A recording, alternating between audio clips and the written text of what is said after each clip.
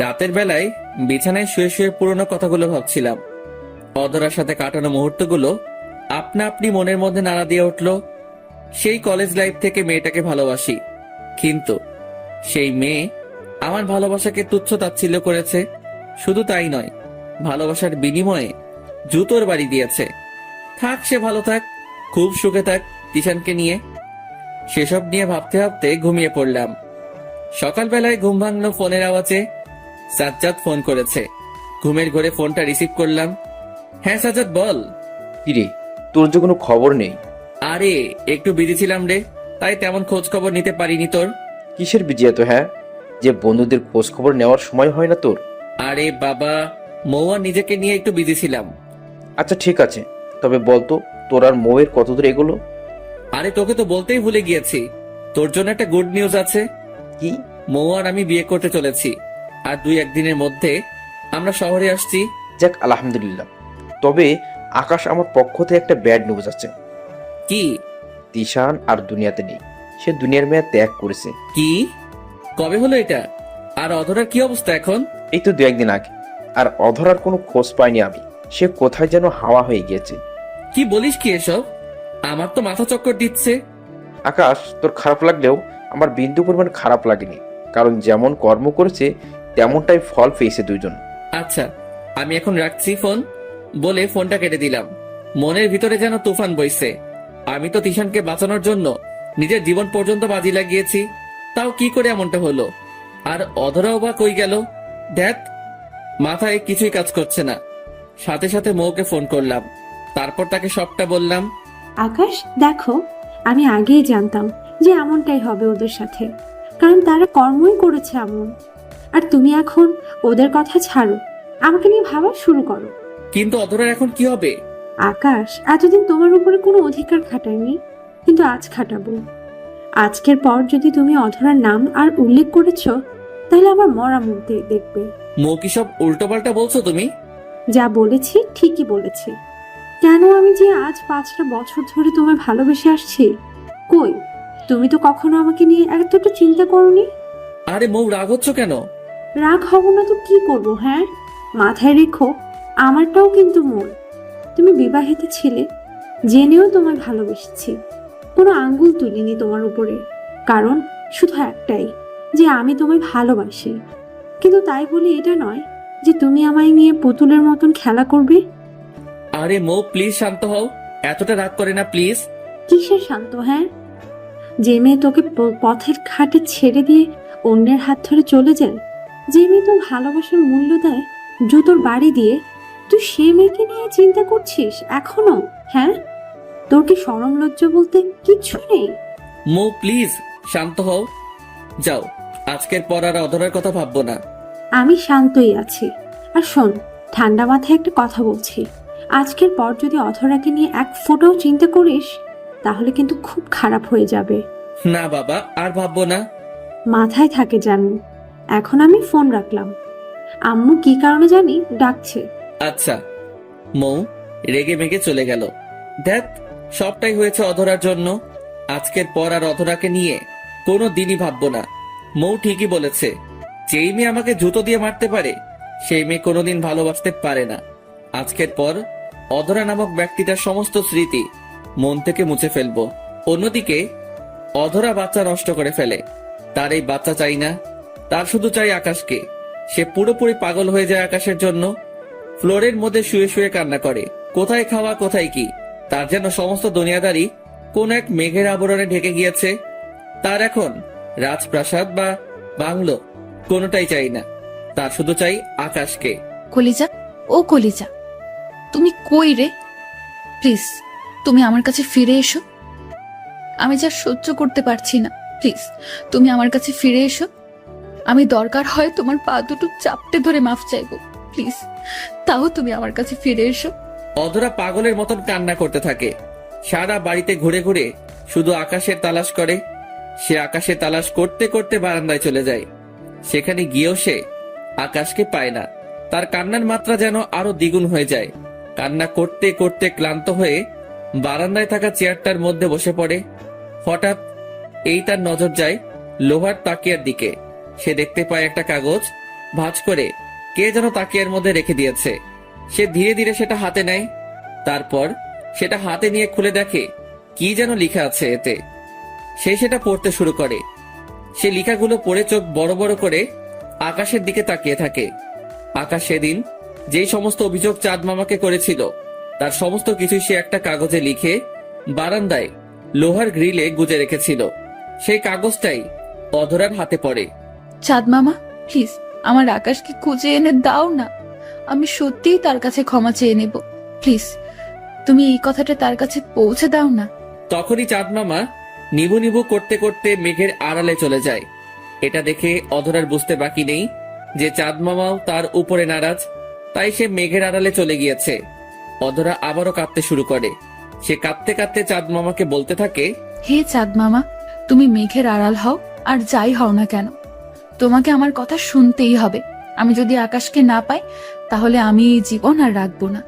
আমার এই জীবনের দরকার নেই। অধরা এখনো বিশ্বাস করে যে তার আকাশ মরে নাই। তবে সত্যি তো আকাশ মরে নাই, কিন্তু বিশ্বাস না করার মতন কোনো কিছুই তো আকাশ ছেড়ে যায়নি। অধরা তাও মানতে রাজি না যে আকাশ মরেনি। সে বিশ্বাস করে যে আকাশ এখনো দুনিয়ায় আছে। সে কখনো অধরাকে ছেড়ে যেতে পারে না। অধরা এসব নিয়ে ভাবতে ভাবতে বারান্দাতেই ঘুমিয়ে পড়ে। এদিকে আকাশ মামা মামিকে নিয়ে শহরের উদ্দেশ্যে রওনা দেয়। মৌ তার বাড়িতে আগ থেকে বলে রেখেছে তাদের ব্যাপারে। আকাশ যাবে আর পারিবারিকভাবে মৌকে বিয়ে করে তুলে নিয়ে আসবে। আকাশ আর তার মামা মামিরা শহরে পৌঁছে মৌয়ের বাড়িতে চলে যায়।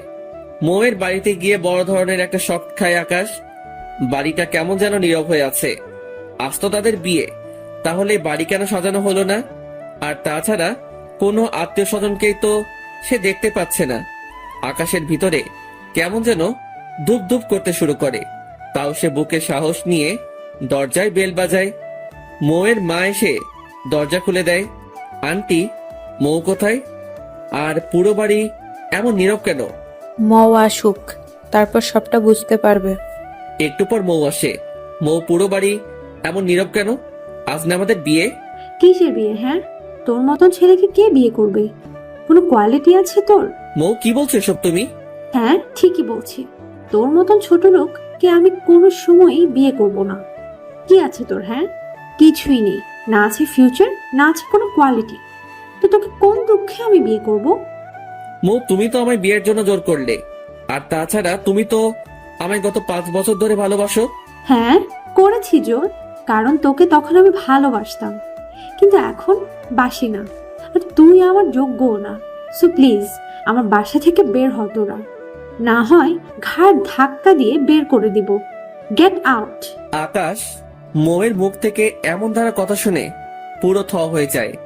সে যেন নিজের কানকে বিশ্বাস করাতে পারছে না মৌয়ের মুখের ব্যবহারকে।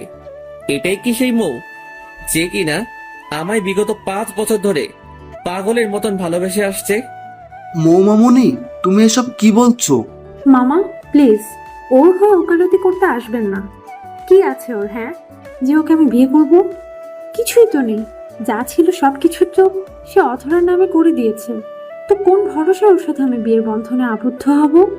মৌ, তুমি কি আমার টাকা পয়সার জন্য ভালোবাসতে? না, সেটা বাসতাম না, কারণ আমি তোর ভালোবাসা অন্ধ ছিলাম, তাই পাগলের মতন ভালোবেসেছি। কিন্তু এখন আম্মু আমার চোখ খুলে দিয়েছে। তুই তো সমস্ত কিছু অধরার নামে করে দিয়েছিস। তোকে বিয়ে করলে আমার জীবন হেল হয়ে যাবে। আর তাছাড়া তুই আমাকে খাওয়াবে পড়াবে কি করে? সামান্য ওই স্কুলের শিক্ষকতার টাকা দিয়ে কি সংসার চলবে নাকি? মৌ, এসব তোমার আগে ভাবা উচিত ছিল।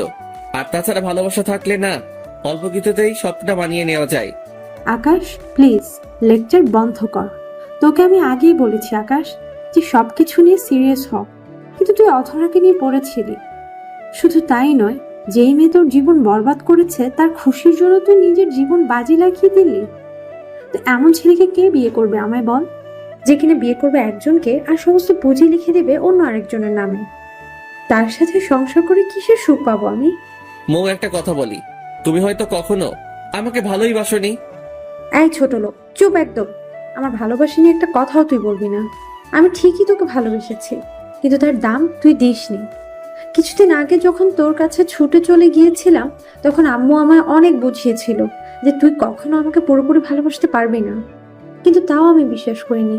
তবে এতদিন যখন তোর সাথে থেকে এসেছি, তখন সত্যি আমার মনে হয়েছে যে তোর জন্য হয়তো আমি না, কিন্তু তারপরেও আমি তোকে বিয়ে করে সংসার করতে চেয়েছি। কিন্তু যখন আমি বাড়ি ফিরে আসি, তখন আম্মু আমায় ক্লিয়ারলি বুঝায়। এরপর আমি নিজেই ভেবে দেখি, এখন আমার কাছে সবটাই ক্লিয়ার। দেখ, তোর কোনো ফিউচার নাই এখন, তুই নিজেই ঝুঁকিপূর্ণ এখন। আর এই অবস্থায় যদি তোকে আমি বিয়ে করি, তাহলে আমিও ঝুঁকিতে পড়ে যাব। সো আমি ভেবে নিয়েছি যে আমি নিলয়কে বিয়ে করব, যে কিনা বিজনেসম্যান, মোটামুটি ভালো রকমের বিজনেস এই আছে। আর তাছাড়া আম্মুদেরও পছন্দ নিলয়কে, সো তাকেই আমি বিয়ে করব। সে আমায় অনেক ভালোবাসবে বলেছে। মৌয়ের কথা শুনে চোখের কোণ বেয়ে আপনা আপনি কয়েক ফোঁটা পানি বেরিয়ে পড়ল। দেখ, কান্না করে কোনো ফায়দা নাই। তুই যেটা করেছিস সেটা মাথা মোটা কাজ, না হয়তো আজ আমি তোর বউ হতাম। কিন্তু খোদা আমায় বাঁচিয়েছে তোর মতো মাথা মোটা থেকে। সো প্লিজ এবার ঘর থেকে বের হ তোরা, আর পারলে নিজের কোরিয়ারের দিকে ফোকাস কর, না হয়তো বিয়ে করার অন্য কোনো মেয়েই খুঁজে পাবি না তুই। এবার আর নিজেকে সামনে রাখতে পারলাম না। আজ দ্বিতীয়বারের মতন অন্য কেউ কাঁদালো আমায়। এই মামা, তোমরা চলো। আকাশ, আমি বুঝিয়ে বলছি ওদের সাথে। মামা, তার কোনো দরকার নেই, কারণ তারা ভালো বুঝেছে দেখেই আমাকে রিজেক্ট করে নিলয় নামের কোনো এক ছেলেকে যোগ্য মনে করেছে। আর তাছাড়াও আমার কিছুই নেই, তো কে মেয়ে বিয়ে দিবে আমার কাছে? আকাশের মামা চুপ করে আছে। মামা চলো এখান থেকে। মামা মামিকে নিয়ে মৌয়ের বাসা থেকে বের হয়ে আসলাম। বুকের ভিতরটা চিনচিন করে ব্যথা করছে। শেষমেশ মৌ আমায় কষ্ট দিল। আমি মানুষটার কি মন বলতে কোনো কিছু নেই, যেই আসবে সেই মন নিয়ে পুতুল খেলা করবে? না, বুঝেছি এবার। আমাকে আবেগের জীবন থেকে বের হয়ে বিবেক দিয়ে ভাবতে হবে। একজন আমায় ছেড়ে গেছে অপবাদ দিয়ে, আরেকজন আমায় ছেড়ে গেছে ভালো কোনো পজিশন নাই বলে। এবার আমার পালা, আমিও খেলা দেখাবো এবার। আমি আকাশ যদি বেঁচে থাকি, তাহলে দুনিয়ার মানুষ আমার সাকসেস দেখতে পাবে। আর যারা যারা আমায় নিচু করেছে, তারা সেদিন কপালে হাত দিয়ে আফসোস করবে। আকাশ, আমরা এখন কই যাব? গ্রামে ফিরে যাব নাকি? না মামা, অনেকটা পথ সফর করে এসেছি, এখন আর গ্রামে যাব না। চলো চলো তোমরা আমার সাথে। মামাদের নিয়ে আমি আমার জন্য একটা বাড়িতে চলে গেলাম, যেটা আমি শখের বসে কিনেছিলাম। এই বাড়ির কথা কেউই জানে না, সাজ্জাদ বাদে। মামা মামিদের নিয়ে সেখানে চলে গেলাম। আকাশ, এই বাড়ি কার? মামা, এই বাড়িও আমার। অনেক আগে শখ করে কিনেছিলাম যে মাঝে মাঝে এসে এখানে থাকবো, কিন্তু আজ শখটা প্রয়োজনে রূপান্তর হলো। আচ্ছা আকাশ, তুই আমার একটা কথা বলতো, তুই সবকিছু পাগলের মতো অধরার নামে লিখে দিয়েছিস কেন? মানুষ তো নিজের ভবিষ্যৎ নিয়েও চিন্তা করে নাকি? মামা, আমি জানি যে আমি পাগলের মতন কাজ করেছি, কিন্তু বিশ্বাস করো, অধরার ভবিষ্যৎ সম্পর্কে আমার জানা হয়ে গিয়েছিল, তাই তার নামে আমি আমার সম্পত্তি লিখে দিয়েছি। মামা, যাই হোক না কেন, ভালো তো বাসি তাকে, হোক না সে অন্য কারো, কিন্তু তার কষ্ট তো সহ্য হবে না আমার, তাই ওই রূপটা করেছি। সবটাই বুঝলাম, কিন্তু তুই এখন কি করবি? মো তো সত্যিই বলছে, গ্রামের স্কুলে যে টাকা বেতন, সেটা দিয়ে একটা সংসার সামলানো অসম্ভব। মামা, সেটা নিয়ে তোমরা টেনশন করো না, আমার কিছু সেভিংস আছে আলাদা করে, সেটা দিয়ে আবার ব্যবসা শুরু করব ইনশাল্লাহ। আবারও আগের পর্যায়ে পৌঁছে যাব। শুধু আগের পর্যায়ে নয়, তার থেকেও বেশি যোগ্যতা গেইন করবো এবার। হ্যাঁ, তাই কর, দোয়া রইল তোর জন্যে। ভিতরে ভিতরে একটা জেদ তৈরি হয়ে গেল, কিন্তু কিভাবে আমি নিজেকে প্রতিষ্ঠিত করব এসব নিয়ে ভাবছিলাম। তখনই সাজ্জাদ ফোন করে। দিদি, মৌ বাড়িতে, হয়তো তোরা পৌঁছে গেছিস, আর কিছু সময় ওয়েট কর, আমিও আসছি সেখানে রেডি হই। তার আর কোনো প্রয়োজন নেই, যেভাবে আছি সেভাবেই আমার চৌরাস্তার মোড় বাড়িটাতে চলে আয়। আচ্ছা ঠিক আছে। ঘন্টা 2-1 পর সাজ্জাদ আসে। কিরে, তোরা এখনো এখানে? তোরা না মৌয়ের বাড়িতে থাকার কথা? আজ না তোদের বিয়ে? কোনো বিয়ে টিয়েই হচ্ছে না। কি বলিস? বিয়েটিও হচ্ছে না মানে? সাজ্জাদকে সবটা খুলে বললাম। কি, মৌ তোর সাথে এরূপ আচরণ করেছে? হ্যাঁ। ভুলটা আকাশ তোর। শোন, আজ তোকে একটা কথা বলি, কোনোদিন নিজের সাফল্যের ভাগ অন্য কাউকে দিতে যাবি না, বা নিজের অবস্থানে অন্য কাউকে বসাতে যাবি না, তাহলে এমন বাস মারাই খাবি। এখন কি করব আমি? মাথায় তো কিছুই কাজ করছে না। তুই সবকিছুই আবার নতুন করে শুরু কর। আমিও সেটাই ভাবছি, কিন্তু কোথা থেকে শুরু করব আর কিভাবে করব? শোন, তোর ওসব নিয়ে চিন্তা করতে হবে না। আমার হাতে 4টা বড় বড় টেন্ডার আছে, সব কয়টা আমি তোকে দিয়ে দিব। ইনশাল্লাহ আবার তুই সাকসেস পেয়ে যাবি। ধন্যবাদ রে সাজ্জাদ। লাথি দিয়ে কলিজা কানা করে দিব একদম। কিসের ধন্যবাদ? হ্যাঁ, ধন্যবাদ তো আমি তোকে দেওয়া উচিত। আমি সাজ্জাদ, আজ যতটুকু আছি সবটাই তোর বদলাতে।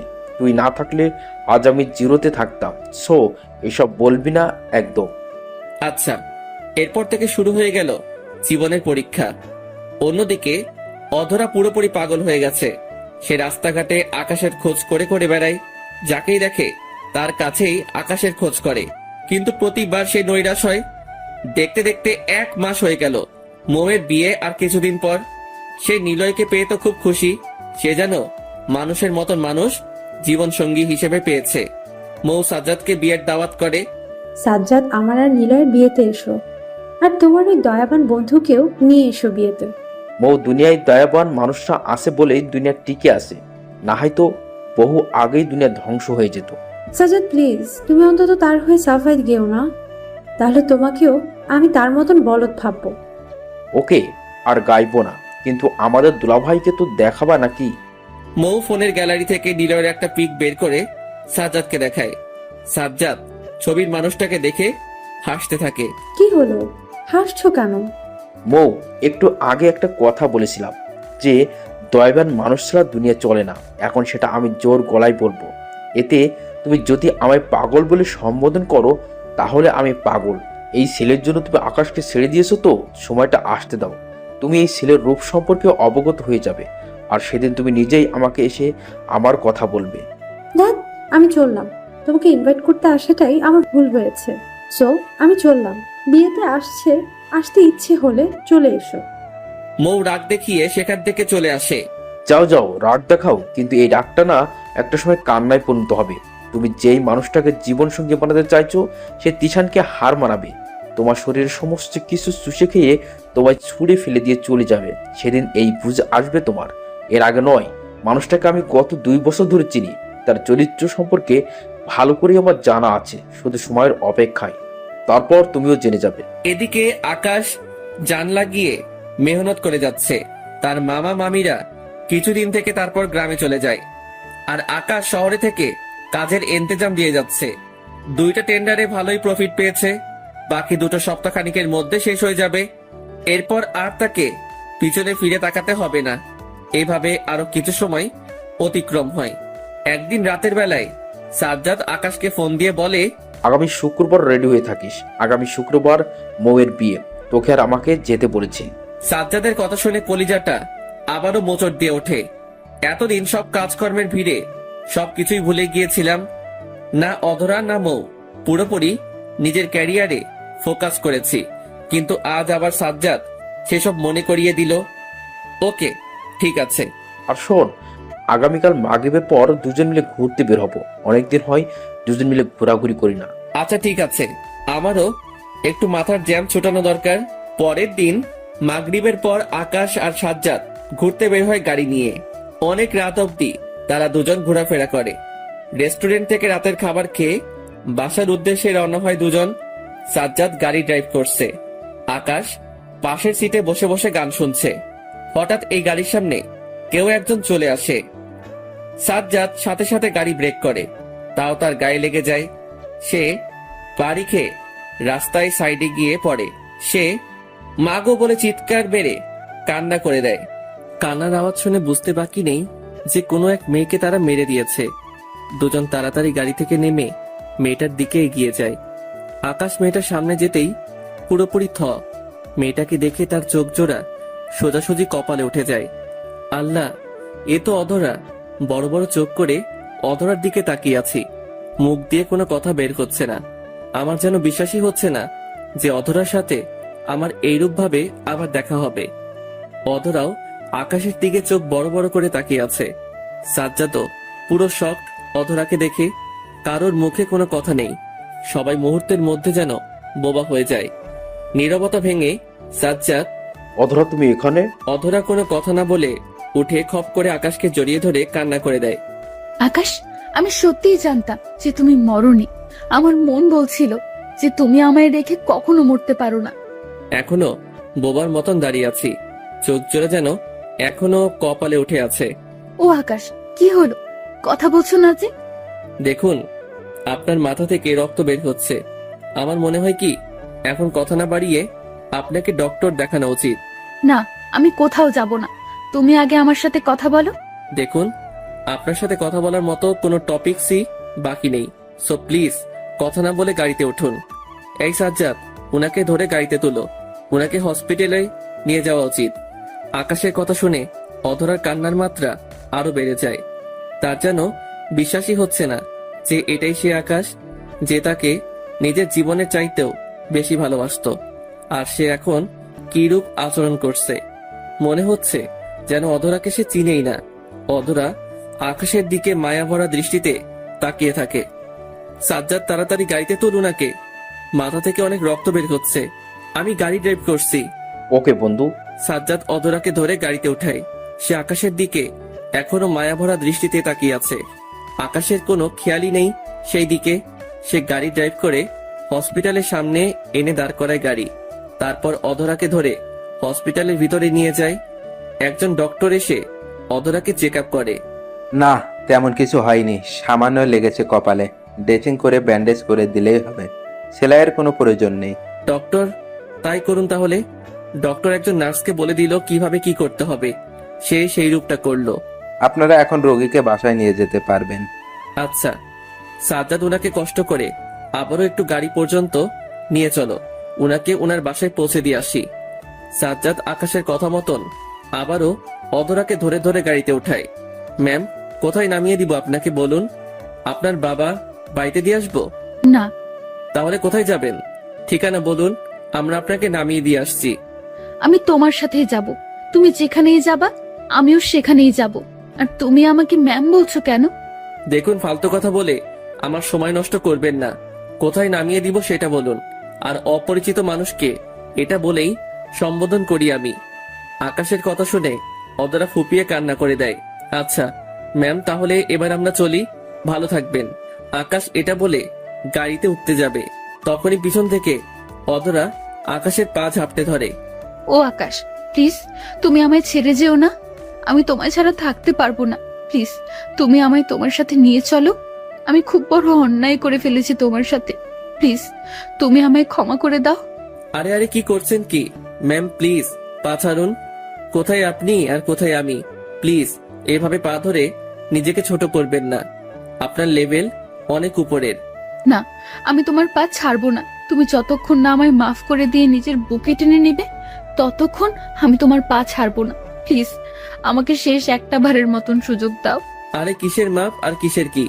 আপনাকে তো আমি চিনি না, তাও কোন দুঃখে পা ধরে মাপ চাইছেন আমার কাছে? আকাশ, প্লিজ তুমি আমার উপরে অভিমান করে থেকো না। দরকার হলে জুতো দিয়ে মেরে গাল দুটো লাল করে দাও আমার। তাও প্লিজ আমায় শেষ একটাবার সুযোগ দাও। আমি তোমার কাছে যেতে চাই। আমি তোমার সাথে জীবনের শেষ মুহূর্ত পর্যন্ত থাকতে চাই। এসব বলে অধরা পাগলের মতন কান্না করতে থাকে। আমার আসলেই ভুল হয়েছে আপনাকে বাঁচানো। আর একটা জিনিস আমার মাথায় কাজ করে না, যে আপনিই তো আমায় বলেছিলেন যে আমার এই চেহারা নিয়ে আপনার সামনে আর কোনোদিন না আসতে। কিন্তু আজ এমন কি হলো যে সেই আপনিই আমার জীবনে আবার আসতে চাইছেন? আকাশ, আমি আমার ভুল বুঝতে পেরেছি। আমি তিশানের সমস্ত 2 নাম্বারে জেনে গেছি। আর এটাও জেনে গেছি যে তুমি আমায় অনেক আগে থেকেই ভালোবাসো। প্লিজ তুমি আমায় ফিরিয়ে নাও না। ম্যাম, ভালোবাসা এমন এক জিনিস যেখানে এক সিটে পরিমাণ কাদা লাগলেই সেটাতে কড়াভাবে দাগ লেগে যায়। আর আপনি তো আমায় জুতোর বাড়ি দিতে আর অপমান করতে কোনো দিকে কমতি রাখেননি। এত কিছুর পরেও আপনি আবার ভালোবাসার আশা করছেন? আকাশ, আমি খুব বড় অন্যায় করে ফেলেছি তোমার সাথে। আর আমি সবকিছুর জন্য ক্ষমাও চাইছি। প্লিজ শেষ একটা বারের মতন আমার ভালোবাসার অধিকারটুকু ভিক্ষা দাও, না হয় আমি মরে যাব। প্লিজ, শেষ একটা বারের মতন বলে কান্না করতে করতে জ্ঞান হারিয়ে ফেলে। আকাশ অধরার অবস্থা দেখে তাড়াতাড়ি ওকে কোলে উঠিয়ে নেয়। তারপর তাকে কোলে করে নিয়ে তার বাড়িতে দিয়ে আসে। অধরার আম্মু আব্বু আকাশকে দেখে পুরাই অবাক, কিন্তু অধরার অবস্থা দেখে তারা কিছুই বলেনি।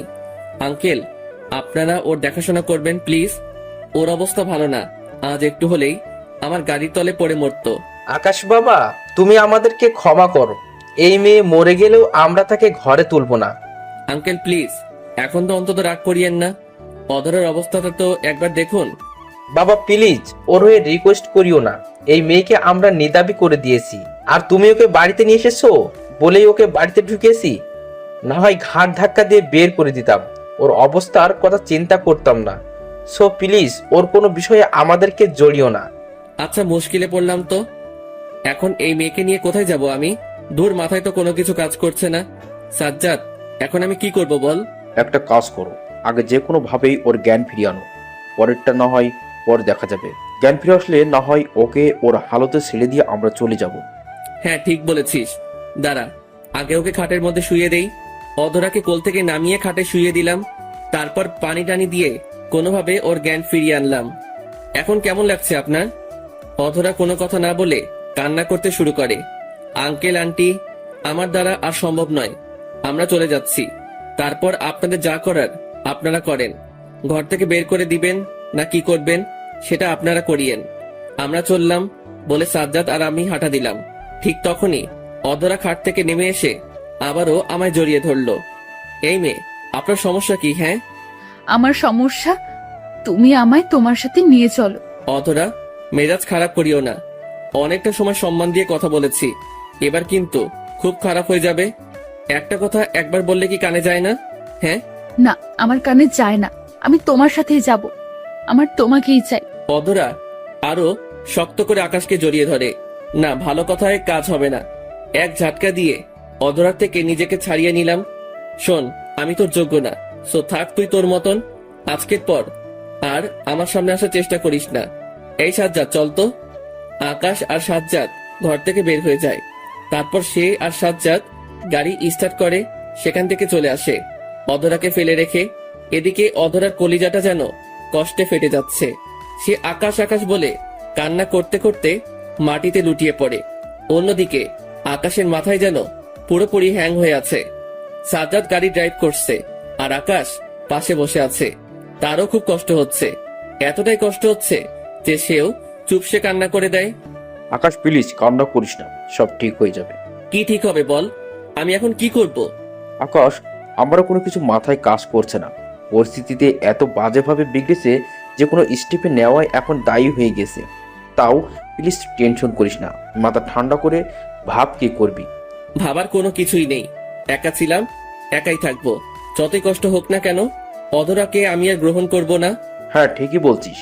যে মেয়ে ভালোবাসার দাম দিতে জানে না, একটা সুযোগ দিয়ে জীবনে আনার কোনো মানে হয় না। কি করবে আমি জানি না। আচ্ছা, আমায় নামিয়ে দে, বাসার সামনে তো চলে এসেছি। সাজ্জাদ আকাশকে নামিয়ে দেয়। সে হাজারটা টেনশন মাথায় বহন করে বাসার ভিতরে ঢুকে পড়ে। না, আমি আর কোনো কিছু ভাবতে পারছি না, মাথা পুরো জ্যাম হয়ে আছে। আগে তাড়াতাড়ি ফ্রেশ হয়ে নেই, পরে সেই করে একটা ঘুম দিব। আকাশ বাসায় এসে ফ্রেশ হয়ে ঘুমিয়ে পড়ে। অন্যদিকে মৌ আর নিলয় ফোনের মধ্যে চুটিয়ে প্রেম করছে। কাল বাদে পরশু তাদের বিয়ে। অনেকটা সময় মৌ নিলয়ের সাথে কথা বলে ফোনে, তারপর কথা শেষ করে ঘুমিয়ে পড়ে। সকালবেলায় মৌ উঠে তাড়াতাড়ি ফ্রেশ হয়ে নেয়, তারপর রেডি হয়ে শপিং এ চলে যায়। বিয়ের শপিং এখন অনেকটা বাকি, যা যা বাকি ছিল সমস্ত কিছুই সে কিনে নেয়। তারপর মার্কেট থেকে বের হয়ে যায়, জিনিসপত্র নিয়ে গাড়িতে উঠবে। ঠিক তখনই নজর যায় রাস্তার অপোজিটে জ্যামে আটকে থাকা একটা গাড়ির দিকে। সে ভালো করে লক্ষ্য করে দেখে গাড়ির মধ্যে নিলয় আর অপরিচিত একটা মেয়ে মিলে বেশ হাসাহাসি করছে। নিলয় এই অসময়ে অন্য একটা মেয়ের সাথে কি করছে? না, এগিয়ে গিয়ে দেখি। তখনই গাড়ির জ্যামটা ছুটে যায় আর গাড়িটা সেখান থেকে নিজের অবস্থান ত্যাগ করে। মৌ ও সাথে সাথে একটা গাড়ি নিয়ে তাদের পিছু নিতে শুরু করে। অনেকটা সময় নিলয় গাড়ির পিছু নেয়। হঠাৎ এই গাড়িটা একটা বাড়ির সামনে দাঁড় করায়। তারপর নিলয় আর সেই মেয়েটা বাড়ির ভিতরে প্রবেশ করে। এদিকে মৌ গাড়ি থেকে নেমে তাদের পিছু পিছু বাড়ি পর্যন্ত যায়। সে বাড়ির সামনে গিয়ে দেখে ভিতর থেকে দরজা আটকানো। মৌয়ের তো পুরো মাথা খারাপ হয়ে যায় এটা দেখে।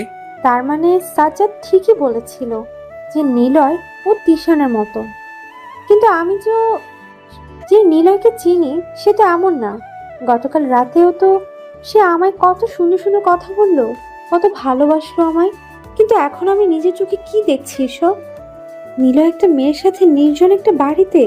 ঠিক তখনই একটা আওয়াজ আসে বাড়ির ভিতর থেকে। না, আমার দেখতেই হবে যে ভিতরে কি চলছে, কিন্তু কিভাবে দেখবো আমি? দরজা তো অফ। হঠাৎ এই নজর পড়লো জানালার দিকে, যে জানালার একটা পার্ট খোলা। ধীরে ধীরে জানালার কাছে চলে গেলাম। তারপর ভিতরে তাকাতেই দেখি নিলয় আর সেই মেয়েটা যৌনতা ভাগাভাগি করতে ব্যস্ত। নিলয় আর অপরিচিত মেয়েটার এইরূপ দৃশ্য দেখে মৌ সাথে সাথে মাথায় হাত দিয়ে মাটিতে বসে পড়ে। ও আল্লাহ, এটা কি দেখলাম আমি? না, এটা হতে পারে না। নিলয়ের রূপটা করতে পারে না আমার সাথে। না, এই আমি বিশ্বাস করি না। আমার হয়তো কোনো কিছুতে ভুল হচ্ছে। আমি নিলয়কে ফোন লাগিয়ে দেখি। মৌ নিলয়কে ফোন করে। ঘরের ভিতর থেকে সেই চিরচেনা রিংটংটা বাজছে, যেটা নিলয়ের ফোনের রিংটং। রিং পড়ে চলেছে, কিন্তু নিলয় ফোন উঠাচ্ছে না, সে তার কাজে ব্যস্ত। মৌ আবারও ফোন করে। দ্বিতীয়বারের সময় নিলয় ফোন রিসিভ করে। হ্যাঁ বলো, কি হয়েছে? আর এতবার কি কারণে ফোন দিছো? নিলয়, কোথায় তুমি? আমি অফিসের কাজে একটা জায়গায় এসেছি। ও আচ্ছা, রাখি তাহলে। নিজের চোখকে বিশ্বাস করাতে পারছি না যে নিলয় ঘরের ভিতরে বসে আমার সাথে মিথ্যে বলছে। তার সাথে আমার ডিস্টেন্স মাত্র একটা দেয়াল। সে আমায় এত কাছ থেকে বোকা বানাতে পারলে বাকি দূরে গেলে কি করবে আল্লাহই জানে। সে আসলে একটা ধোঁকাবাজ। সাজ্জাদ আসলে ঠিক বলেছিল। আমি এই কুলাঙ্গারের জন্য এত বছর ভালোবাসাকে ঠুকরে দিয়েছি। যে মানুষটাকে এতটা ভালোবাসতাম, তাকে এই কুলাঙ্গারটার জন্য কটু কথা শুনিয়েছি। এই কুলাঙ্গারটার জন্য ভালোবাসা মানুষটাকে অপমান করেছি। ছি, আমার নিজের উপরেই ঘৃণা হচ্ছে এখন। না, আমি আর এই এক মুহূর্তও এখানে থাকবো না। আমি আবার আকাশের কাছে ফিরে যাব। আমি আবার আমার কলিজাটার কাছে ফিরে যাব। মৌ কান্না করতে করতে সেখান থেকে সোজা বাসায় চলে আসে। কিরে, তোর চোখ মুখের এই অবস্থা কেন? কি হয়েছে তোর? আম্মু, একটা কথাও বলবা না তুমি আর। তোমার কথা ধরতে গিয়ে আমি আমার জীবনটা বরবাদ করে দিয়েছি। তোমার কথা ধরে ভবিষ্যতে উজ্জ্বল ছেলে দেখে আসল মানিককে হারিয়ে ফেলেছি। মৌ, কি বলছিস কি তুই এসব? হ্যাঁ, ঠিকই বলছি। তোমার পছন্দ করা টাকা পয়সার মালিক ওই নিলয়। সে অন্য মেয়েদের সাথে অবৈধ মেলামেশা করে। মৌ, কি বলছিস তুই? নিলয়ের নামে উল্টো পাল্টা। তার তো তোর সাথে বিয়ে ঠিক হয়েছে। সে কেন তোকে ফেলে রেখে অন্য মেয়ের কাছে যাবে? আমি নিজ চোখে দেখে এসেছি নিলয়ের যৌললীলা। দাঁড়াও, তোমাকে দেখাচ্ছি। আমি আসার সময় একটা ছবি তুলে রেখেছিলাম, নিলয় আর সেই মেয়ে। মৌ ফোনের গ্যালারি খুলে ছবিটা ওর আম্মুকে দেখায়। মৌয়ের আম্মু ছবিটা দেখে পুরো মাথায় হাত দিয়ে ফেলে। ও আল্লাহ, এটা কি দেখলাম আমি? ও এমন জঘন্য ছেলে! ছি! মৌ, প্লিজ তুই আমাকে মাফ করে দে। এখন মাফছি কি হবে মা? ক্ষতি যা করার তা তো করেই দিয়েছো। মারে, বিশ্বাস কর, আমি তোর ভালোর জন্যই এসব করেছি। তোর ফিউচার যাতে সুন্দর হয়, আমি তাই নিলয়কে তোর জন্য দেখেছি। হ্যাঁ, আমার এমন ভালোই চেয়েছো যে আমার জীবন পুরো বরবাদ করে দিয়েছো। শুধু তোমার জন্য আমি আকাশকে ছেড়ে দিয়েছি, যাকে আমি গত 5 বছর ধরে পাগলের মতন ভালোবাসতাম। যার জীবনীতে আমি গত 5 বছরে কোনো কলঙ্ক দেখিনি। যার জীবনীতে গত 5টা বছর আমি কোনো অনৈতিক আচরণ দেখিনি। তোমার জন্য আমি ফুলের মতন সেই পবিত্র মানুষটাকে ছেড়ে দিয়েছি। শুধু তোমার জন্যই আমি হাজারটা অপমান করেছি সে মানুষটাকে, যার জন্য অন্যায় ছিল না। সৎ একটা মানুষকে অসৎ বলে অপমান করেছি আমি। তার যোগ্যতা নিয়ে আমি আঙ্গুল তুলেছি, যেখানে তার যোগ্যতার ধারে কাছেও আমি যেতে পারবো না। মা, তুমি সবকিছু শেষ করে দিলে আমার। আমি এখন কি করে মানুষের কাছে মুখ দেখাবো? বিয়ের জন্য কত মানুষকে আমি দাওয়াত দিয়েছি। তার চেয়ে বড় কথা, সাজ্জাদের সামনে আমি কত বড় গলা করে কথা বলে এসেছি যে সে যেন তার আকাম্য বন্ধুটাকে নিয়ে বিয়েতে আসে। এখন সব কিছুই শেষ মা। আমি এখন কার কাছে যাব? মৌয়ের কথা শুনে তার আম্মু পুরো চুপ হয়ে যায়। এখন চুপ হয়ে আছো কেন মা? এখন কথা বের হচ্ছে না মুখ দিয়ে? মৌ, আমি তোর হয়ে আকাশের সাথে কথা বলবো। আমি তার কাছে হাত জোর করে ক্ষমা চাইবো, যাতে করে সে তোকে ফিরিয়ে নেয়। তাও প্লিজ তুই একটু শান্ত হ। তোমার কি মনে হয় সে আমাকে আবার গ্রহণ করে নিবে? আমাকে সে আর কোনোদিন ভালোবাসবে এতটা অপমান করার পরেও? আমি জানি না রে মা, কিন্তু আমি ক্ষমা চাইবো। সে তুমি যা করার করো, বাট আমি আকাশের কাছে চলে যাব চিরতরে। আর একটা কথা মাথায় রেখো, আকাশ যদি আমায় ফিরিয়ে না নেয়, তাহলে তুমি আর কোনোদিন তোমার মেয়ের মুখ দেখতে পাবে না। মৌ, প্লিজ এমনটা করিস না। আমি চললাম, তোমার আর কোনো কথা শোনার ইচ্ছে নেই আমার। মৌ ঘর থেকে বের হয়ে যায়। অন্যদিকে আকাশের মাথা এখনো জ্যাম হয়ে আছে। সারা রাত ঘুমানোর পরেও মাথা ক্লিয়ার হয়নি। সে যেন আর নিতে পারছে না এসব প্যারা। অধরা, তোমায় এতটা ভালোবাসার পরেও জুতোর বাড়ি দিয়ে আমায় ফেলে রেখে চলে গেলে, আর আজ সেই তোমারই আমাকে এত প্রয়োজন। আছে আমার মতন বেদামি মানুষটার জন্য তোমার এত কান্না, তোমার এত আকুতি বিনতি।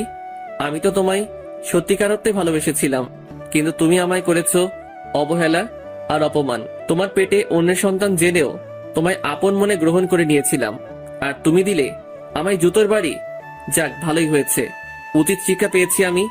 এই বেহায় মন যেন কাউকে ভালোবাসতে না পারে, সেই রকম শিক্ষা দিয়ে গিয়েছো তুমি। আজকের পর এই বেহায় মন দিয়ে কাউকেই ভালোবাসবো না, কাউকেই আপন করব না, নিজেকে নিজেই ভালোবাসবো। না, এখন এসব নিয়ে ভেবে আর লাভ নাই, গিয়ে ফ্রেশ হয়ে আসি। যা হওয়ার তা তো হয়ে গিয়েছে। আকাশ ফ্রেশ হতে চলে যায়। এদিকে মৌ তো পুরো পাগল পাগল হয়ে গেছে আকাশের জন্য। সে ঘর থেকে বের হয়ে সাজ্জাদকে ফোন দেয়। হঠাৎ কি মনে করে আমায় ফোন দিলে? তুমি কই আছো সাজ্জাদ? কেন, আমার বাসায়। প্লিজ তাড়াতাড়ি একটু দেখা করার দরকার তোমার সাথে আমার। কেন, হঠাৎ আমাকে এত কি প্রয়োজন তোমার? আমি আকাশের কাছে ফিরে যেতে চাই সাজ্জাদ। হঠাৎ এমন কি হলো যে আকাশের কাছে ফিরে যেতে চাও তুমি? নিলয়ের অপকর্ম আমি সব জেনে গেছি। আমি ওর মতন জানোয়ারের সাথে কোনোদিনও বিয়ের বন্ধনে আবদ্ধ হব না। সে তোমার ব্যাপার, কিন্তু আকাশের কাছে ফিরে যেতে হবে কেন তোমার? সে তো ছোট লোক, তোমাকে চালানোর মতো ক্ষমতা বা যোগ্যতা তার নাই, তাও কেন ওর কাছে ফিরে যাবে? সাজ্জাদ প্লিজ এভাবে বলো না। আমি আকাশের কাছে ফিরে যেতে চাই। মৌ, একটা কথা মাথায় রেখো, সে কোনো খেলনার পুতুল না, তারও মন আছে। একে একে তোমরা সবাই এসে তার মন নিয়ে খেলা করবে, অবশেষে ছুঁড়ে ফেলে দিবে, এটা কোনো ধরনের কি? সাজ্জাদ প্লিজ, তোমার কাছে হাত জোর করছি, তুমি প্লিজ ওর সন্ধান দাও আমাকে। সরি মৌ, আমি তোমাকে ওর সন্ধান দিতে পারবো না। তোমাদের সময় শেষ, এখন আকাশের সময় শুরু। এখন খেলা দেখানোর সময় তার। তোমাদের মতন মেয়ের কোনো পাত্তা নেই এখন তার কাছে। সাজ্জাদ প্লিজ একটা বার আমাকে শেষ সুযোগটুকু দাও। আমি ওর পায়ে ধরে মাফ চেয়ে নিব দরকার হয়। তুমি প্লিজ আমাকে ওর সন্ধান দাও, না হয় প্লিজ ওর কাছে নিয়ে চলো একটু আমায়। মৌ, একবার বললাম তো যে আকাশের সন্ধান আমি দিতে পারবো না। তাহলে আমি নিজেকে শেষ করে দেওয়া ছাড়া আর কোনো উপায় নেই। আমি আকাশকে না পেলে নিজের জীবন শেষ করে দিব। মৌ প্লিজ শান্ত হও। আচ্ছা, তুমি আমার সাথে দেখা করো পৌর পার্কে। ওকে, আমি আসছি এক্ষুনি। এদিকে আকাশ ফ্রেশ হয়ে বের হয় ওয়াশরুম থেকে। তখনই তার মোবাইলে একটা ফোন আসে। সে ফোনটা হাতে নিয়ে দেখে অধরার বাবা ফোন দিয়েছে। জি বলেন। বাবা, তুমি কই আছো? তাড়াতাড়ি সিটি হসপিটালে এসো। অধরা সুইসাইড অ্যাটেম্প্ট করেছে, তার অবস্থা বেশি একটা ভালো না, যে কোনো সময় খারাপ কিছু একটা হয়ে যেতে পারে। অধরার বাবার মুখ থেকে এসব শুনে জায়গার মধ্যে স্তব্ধ হয়ে বসে পড়লাম। পুরো দুনিয়া যেন চরকির মতন ঘুরছে আমার। এটা আমি কি শুনলাম? অধরা সুইসাইড অ্যাটেম্প্ট করেছে? বুকের ভিতরে ধূপধুপানি শুরু হয়ে গেল। মুহূর্তের মধ্যে যেন সবকিছু ভুলে গেলাম আমি। মাথার ভিতরে শুধু একটাই জিনিস কাজ করছে এখন, যে অধরার যদি কিছু হয় তাহলে হয়তো আমিও মরে যাব। নিজের অজান্তেই কেঁদে দিলাম। সেই জায়গায় বসে অনেকটা সময় কান্না করলাম। অধরার সুইসাইডের নিউজটাই যেন আমার পুরো দুনিয়াদারি থমকে দিয়েছে। অনেকটা সময় পর হুঁশ ফিরে এলো। এত সময় যেন নিজের মধ্যে হুঁশই ছিল না। আল্লাহ, অধরা কেমন আছে কে জানে। জলদি হসপিটালে যেতে হবে আমার। ফ্লোর থেকে তাড়াতাড়ি করে উঠে মুখের মধ্যে হালকা পানি ছিটে দিয়ে গায়ে শার্ট লাগিয়ে নিলাম। ঘর থেকে বের হওয়ার জন্য দরজা খুলবো, ঠিক তখনই দেখি দরজার সামনে মৌ আর সাজ্জাদ দাঁড়িয়ে আছে। মৌ আকাশের দিকে চোখ পাকিয়ে তাকিয়ে আছে। সাজ্জাদ, ও এখানে কেন? দোস্ত, আমি জানি না। মৌ আমায় অনেক রিকোয়েস্ট করেছে তোর ঠিকানা দেওয়ার জন্য, তাই আমি তোকে তার কাছে নিয়ে এসেছি। তোকে রিকোয়েস্ট করবে দেখে কি তুই আমার ঠিকানা দিবি? রিকোয়েস্ট বলতে সে সুইসাইড করবে বলেছে তোকে না পেলে, তাই তো দিতে বাধ্য হয়েছি। আমি চাইনি যে সে কোনো খারাপ কিছু করুক। যে যাই করবে করুক, তাতে আমার কিছুই যায় আসে না। আমি আর এসব নিতে পারছি না। তখনই মৌ দৌড়ে এসে আকাশকে জড়িয়ে ধরে। ও আকাশ, প্লিজ তুমি আমার মাফ করে দাও। আমি তোমায় ছেড়ে গিয়ে অনেক বড় অন্যায় করে ফেলেছি। আমি তার জন্য তোমার কাছে হাত জোর করে ক্ষমা চাইছি। প্লিজ তুমি আমার মাফ করে দাও। আমি আর কোনো দিন ওমরা আচরণ করব না। আমি কত বড় ভুল করেছি তোমায় ছেড়ে গিয়ে, তা এখন হাড়ে হাড়ে টের পাচ্ছি আমি। মৌ, তোমার সাথে কখনোই আমার কোনো কিছু ছিল না, সো মাফ চাওয়ায় কিছুই নেই। আর নিজের জন্য যোগ্য ব্যক্তি খোঁজার রাইট তোমার রয়েছে, আর তুমি সেটাই করেছো।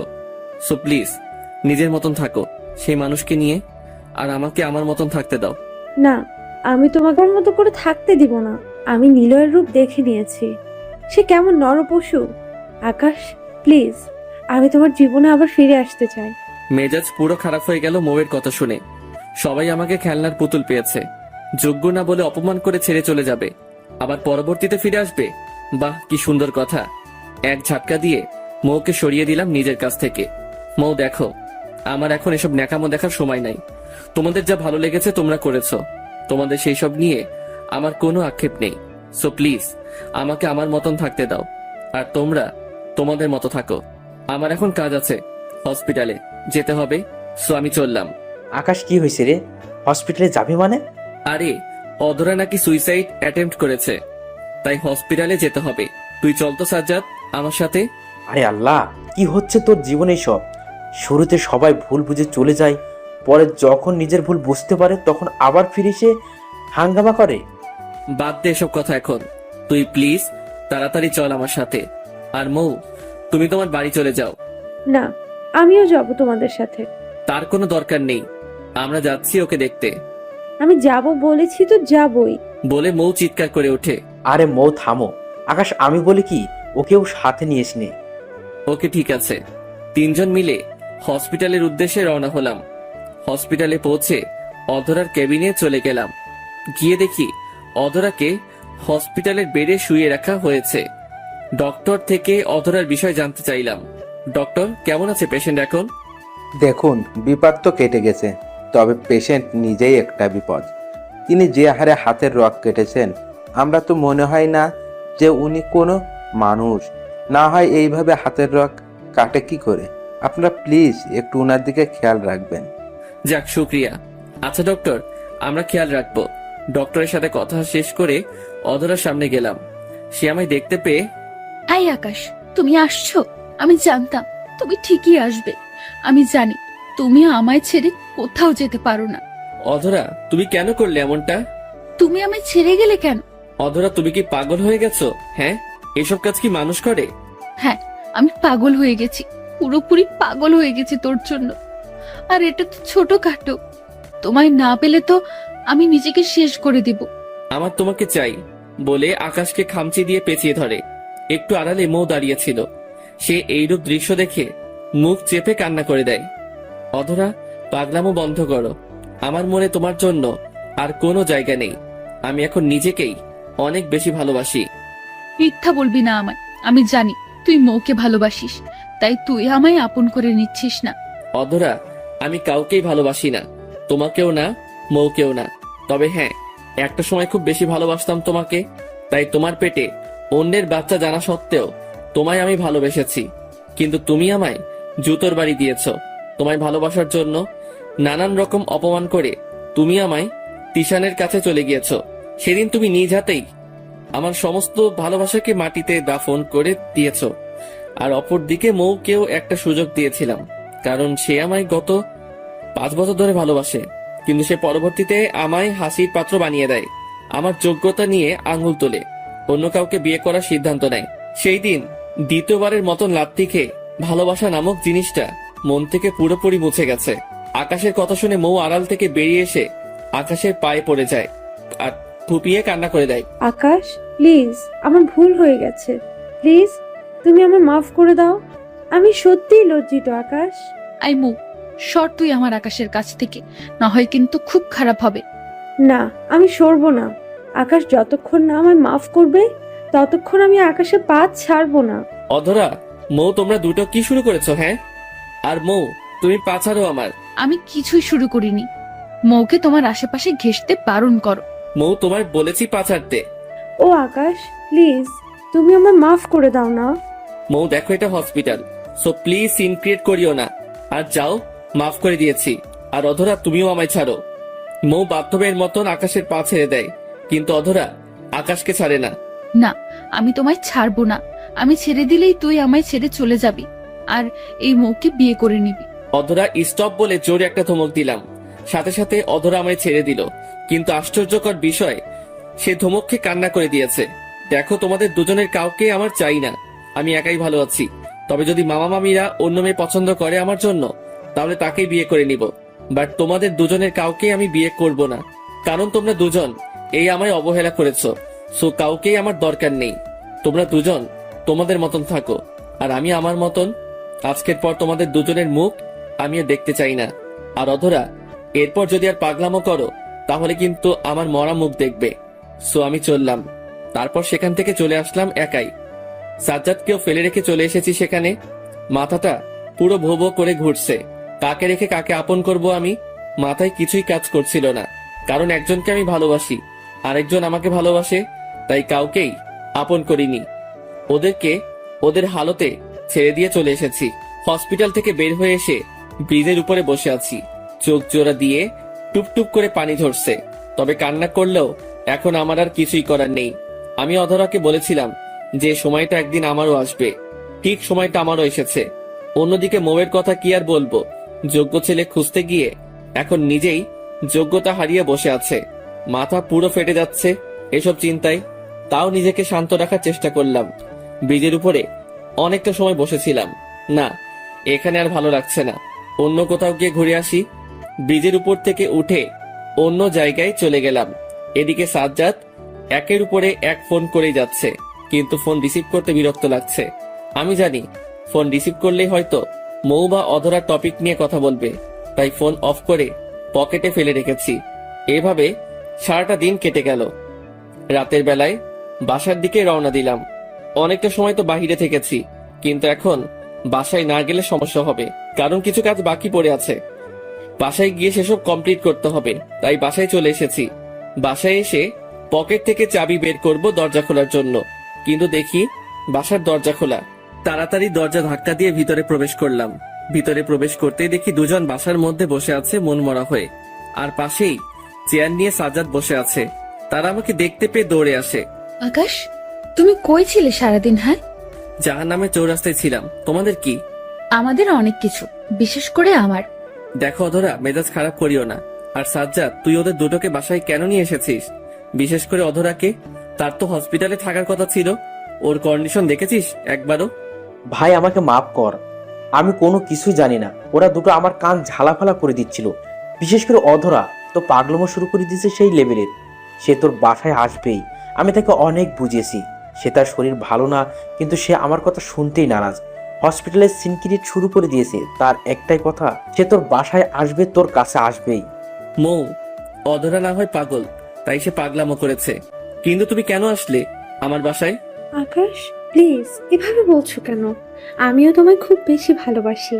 আমার খুব কষ্ট হচ্ছিল তোমাকে ছাড়া, তাই এসেছি তোমার কাছে।